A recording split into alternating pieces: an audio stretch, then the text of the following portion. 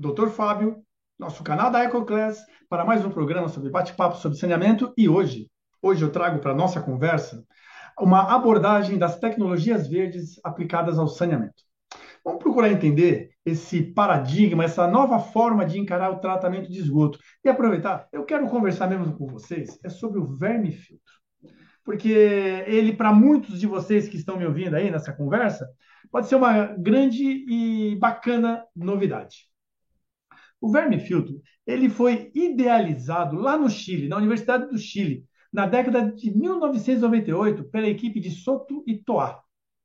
Ele é conhecido por lá, e em outras partes do nosso mundão, como sistema Toá, justamente em homenagem a um dos seus desenvolvedores. Ele basicamente pode ser definido como um filtro biológico aeróbio, percolador, de fluxo descendente e intermitente, com um diferencial. Na sua área superior, há uma camada de substrato, no seu meio filtrante, há uma camada que abriga uma população de minhocas detritívoras. A espécie mais utilizada é a Essênia fétida, mas também pode ser outras espécies, desde que ela seja detritívoras, quer dizer, desde que seja uma minhoca que se alimente de detritos, de restos de comida, que se alimente de esgoto. Galera, isso parece loucura, mas quando foi concebido, entendeu-se que a introdução da minhoca na camada superior de um filtro biológico traria para esse sistema um salto tecnológico e de potencial aumento em sua eficiência muito interessante. Por quê? Imaginem a possibilidade de você ter um animal que come partículas de esgoto, que se alimenta de esgoto. Eu nem vou falar do que ele vai fazer com esse esgoto quando ele faz cocô, deixa para daqui a pouco. E logo abaixo dele, logo abaixo dessa camada com essas minhocas, no seu meio filtrante, você tem ainda a possibilidade de ter a formação de um biofilme bacteriano. Você tem um processo de filtração física, pela própria granulometria desse meio filtrante, e você tem a filtração biológica e ainda as minhocas se alimentando dessas partículas de esgoto. É, sem dúvida, um processo muito interessante. E aqui estão, então, esses dois atores principais. Um deles é a minhoca. Olha só, agora eu posso falar, né? Sem spoiler. A minhoca, ao se alimentar dessas partículas de esgoto, o cocozinho da minhoca é o verme composto, o popular humus. E o humus, ele tem valor agregado. Vou falar dele melhor daqui a pouquinho, tá? O fato é que a minhoca, quando ela come esgoto, ela produz humus. E logo abaixo, no meio filtrante, eu tenho o biofilme se formando na superfície desse meio filtrante. E sabemos muito bem, porque já falamos um pouco do biofilme em outros momentos, que de todas as estruturas de tratamento, por exemplo, da biomassa em suspensão no floco biológico, o biofilme é uma estrutura estupidamente protetiva para os micro-organismos. O EPS oferece uma camada protetiva para que os micro-organismos possam atuar de uma maneira muito mais segura e estável. Logo, a gente tem dois atores e que se conversam, porque as minhocas, é claro, elas não ficam paradas apenas na superfície desse substrato, elas percolam por todo o substrato e vão comendo, e ao se alimentar, eventualmente, elas vão se alimentando também de biofilme. Então, essa matéria orgânica acumulada aqui no biofilme é transferido para a minhoca. Vejam que a minhoca acaba sendo o ponto final de toda a matéria orgânica ou dos nutrientes aportados nesse sistema de tratamento. Olha só aqui, ó. Nosso amigo André Rinaldi, da empresa Essênia, ele me forneceu aqui esse videozinho. Olha que bacana. Vou até tirar o som aqui. As minhocas, elas ficam aí na superfície, elas andam para lá, andam para cá. Na verdade, elas andam atrás de esgoto, elas andam atrás da comida. E ao passar, ao percolar por todo o substrato, por todo o meio filtrante, elas permitem que o seu próprio corpo seja um elemento para a formação de biofilme e também funcionando como um biofiltro.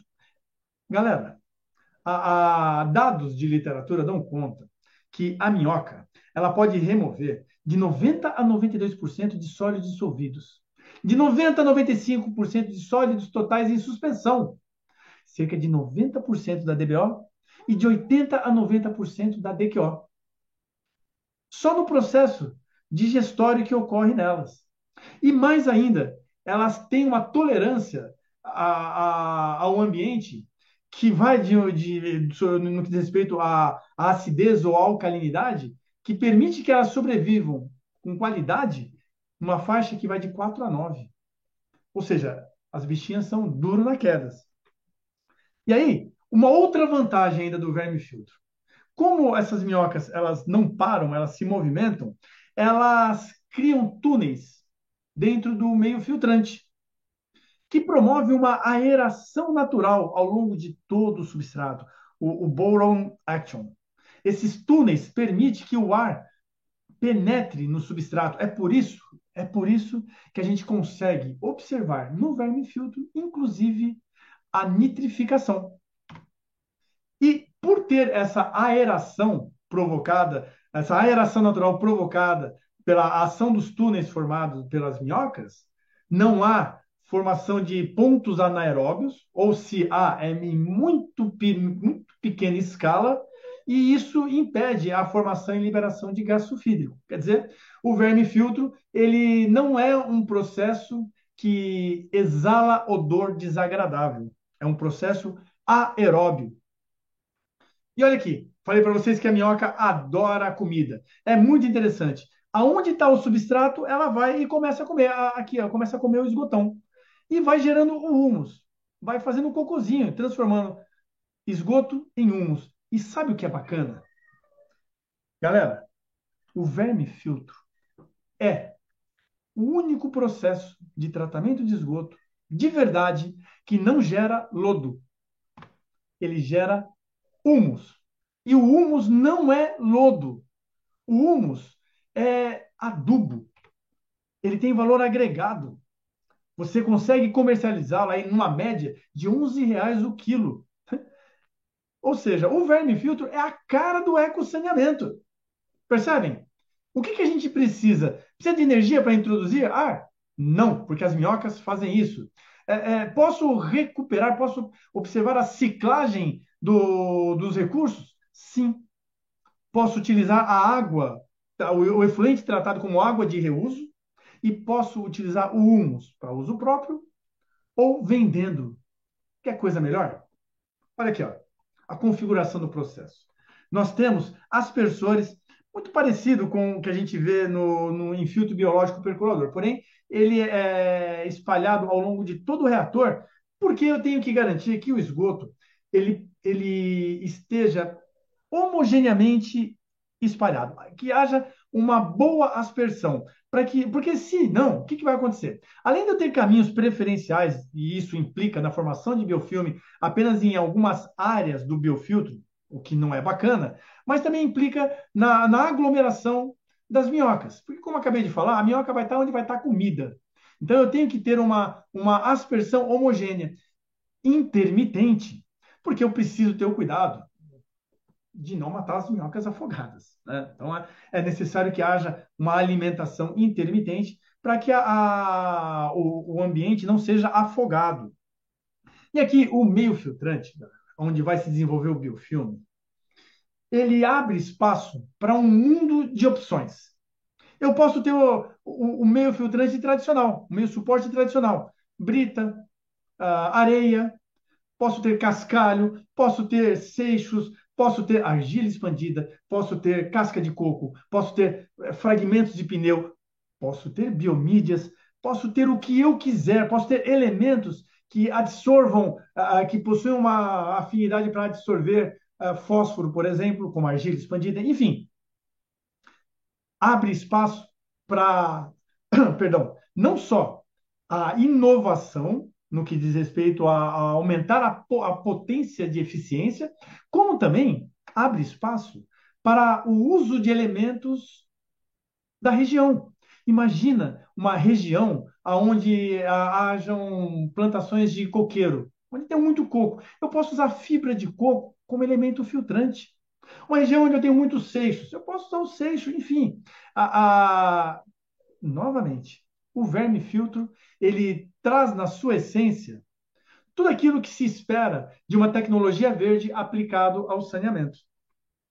E aí, quando a gente fala do humus, vejam só, é gerado cerca de 50 quilos por metro quadrado ao ano. E qual que é a manutenção, a retirada desse humus? Então, acontece uma vez ou duas vezes por ano. E sabe o que é interessante? Vocês podem estar pensando, pô, tem um cara aqui pisando e ele está primeiro dando uma mexidinha e depois ele vai tirar o humus. É necessário tirar esse humus, tirar esse material e colocar outro material. Como que faz isso sem tirar a minhoca? Sabe como faz isso, galera? Atraindo a minhoca para outro canto. Ó, vejam aqui. Aqui, por exemplo, tem esses aspersores aqui. Vocês estão vendo esses azulzinhos? São aspersores. Se eu desligo esse aspersor, e é esse outro aqui do fundo que está ligado, concordo que com o tempo essa região aqui, ó, vai ficar sem esgoto. Ficando sem esgoto, a minhoca vai olhar e falar: "Ih, galera, acabou a comida, vamos atrás." E vem para cá, porque o esgoto está aqui. O camarada vem cá e faz a manutenção nessa área. Terminou aqui? Desliga o próximo aspersor. Faz a mesma coisa. A ausência de esgoto na região do tanque permite que as minhocas migrem para onde está o esgoto e permitem, portanto, que haja toda essa movimentação sem ter perigo de acidentalmente arrancar as minhocas daí. E aqui tem um exemplo de uma planta de tratamento no Chile, com capacidade, com uma vazão nominal de 270 metros cúbicos por dia, atendendo a 1.350 habitantes. Ou seja, caracteriza-se um sistema descentralizado. Aqui nós temos, portanto, uma modalidade de sistema comunitário de tratamento de esgoto dentro desse sistema de gestão descentralizada. Galera, concorda que isso pode ser muito bem aplicável, replicado no nosso país? Vocês podem estar pensando, mas nós já temos as wetlands construídas, nós já temos as lagoas de estabilização? Sim, mas em termos de manutenção, esses processos não ganham do verme filtro justamente pela facilidade operacional e o plus, a formação do humus.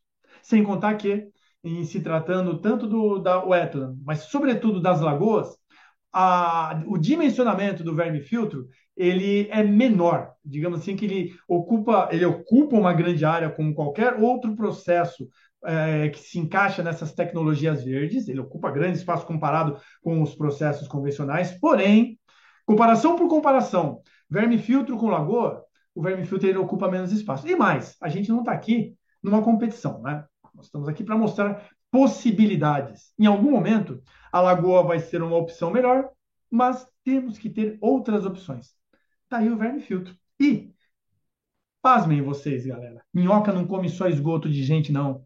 Minhoca come esgoto de fábrica. Olha só, isso aqui é um verme filtro instalado em um laticínio no Canto de Minas, com uma vazão nominal de 30 metros cúbicos dia.